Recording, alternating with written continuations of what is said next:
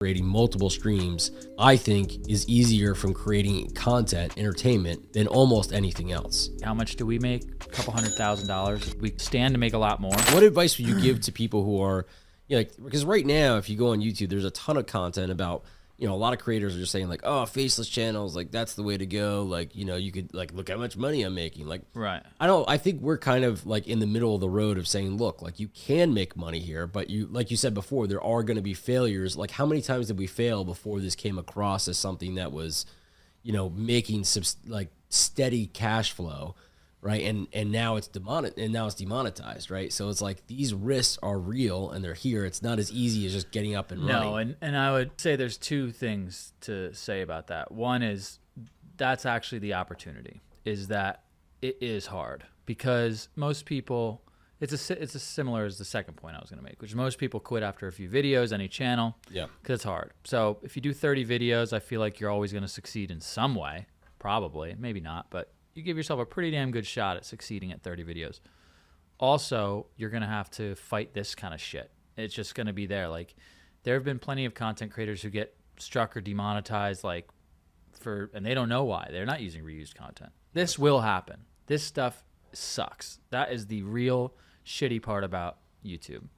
But it provides an opportunity because if you're willing to figure those things out as they come and just go through them, and if you can figure that part out, you're going to have a pretty healthy leg up on any competition because most people just aren't going to be willing to go through it. They even hear it and it gives them like, oh God, Yeah. So that's what I would say is that you got to figure it out. There's no other way. You got to not lose all your money in the process. Let's explain a little bit about the current network that we have, how we got there. But I mean like in a 5-minute period, right? Because there's a lot to unpack there.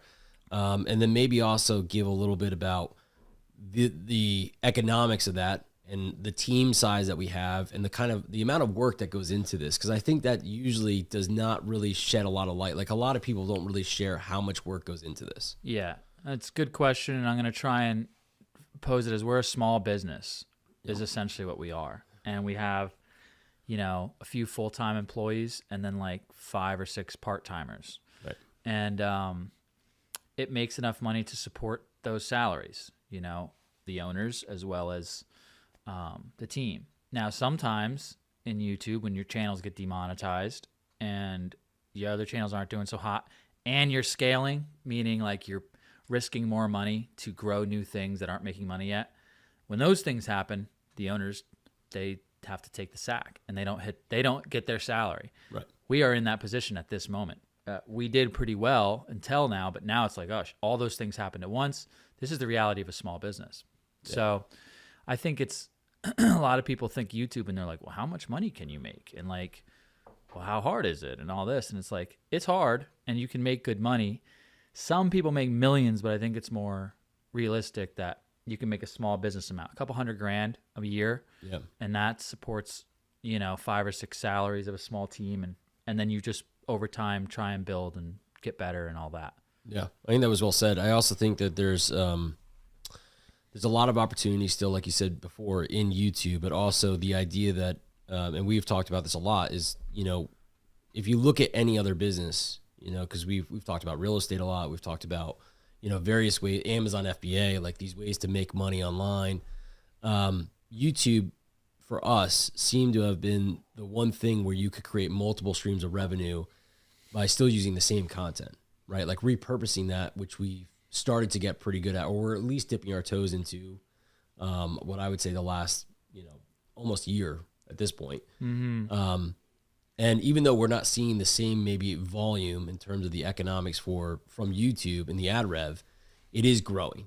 Mm-hmm. And I think that is one piece that I want to share with anybody who's thinking about doing this is the long-term possibility of creating multiple streams, I think is easier from creating content, entertainment, than almost anything else. But it all costs money. It's all like, or you have to do it, and it's like, well, how much time you got? Yeah. So, or do you want to do it? And it's like, what is the possibility of this? So when you have a small business, I feel like those are the things that you have to, so I always look at it like that. Like, how much do we make? A couple $100,000 as a company a year at this point. We We could stand to make a lot more. That'd be cool. Yep. But none of us are getting loaded rich right now. But sometimes money coming in is good. Other times not so much. But, you know, bills get paid. And it's a small business in that regard, I think. But it does have the opportunity for a lot more. And everything we put out doesn't really have a shelf life.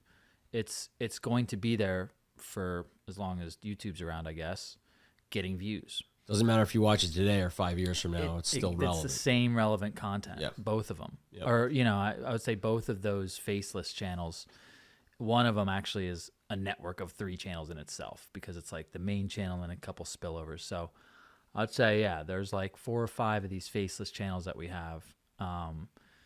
And that's what we're doing on this channel too, is we want to basically talk about our journey of doing these channels, Faceless channels. You know, we've got a kind of a podcast format that will cut into smaller videos as we talk about specific things. But at this point, we've been doing it for a few years. We built our first channel that, you know, made its first couple bucks into a network of channels that are making 6 figures. And we can essentially, there's a lot of ways we could turn that boat, but we're, you know, doing it the way we're doing it. And we have a lot to share, I feel like. And rather than just yell at each other about it over and over, like we usually do on the phone every day, like we're just do it in this format, you know, peel back the curtain a little bit on like, yeah, YouTube is definitely a way to make money, but it's not, it's a lot of moving parts to it there. It's for sure. I almost feel like we could do the office version and we call it the agency, you know, and like that's literally, because I feel like we're doing a lot of Zoom calls. We're doing like a lot of, you know, on the phone,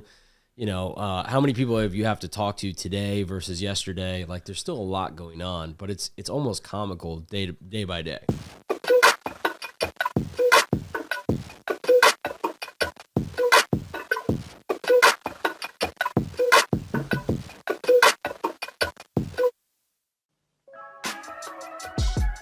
Yeah. Everyone wants to make $1 million day one, but then over time you get beat up. It's lonely at the top. Like if you're doing this by yourself and you don't know that other people are suffering, like the camaraderie. If you don't have that, you just feel like you're doing it wrong. Community was what taught me and made me all the money. Really gave me the confidence to keep moving forward. The concept of a community specifically, to move each other up. If there's one thing more important than anything, it's a community of people who are driven, who want to help each other, who want to be successful. A community like that is by far worth more than any of the YouTube videos and stuff you could watch out there. It's a game changer. Receive it, I seen it, it's cool. Facts. You fake it to fake it, you make it, I take it, reshape it, replacing the truth. I really can't hate it, but the lies are so creative. I don't mean to celebrate it, but it's cool. But look, the more that I deny you, as the fuel to the fire, your delusions I desire, but it's cool.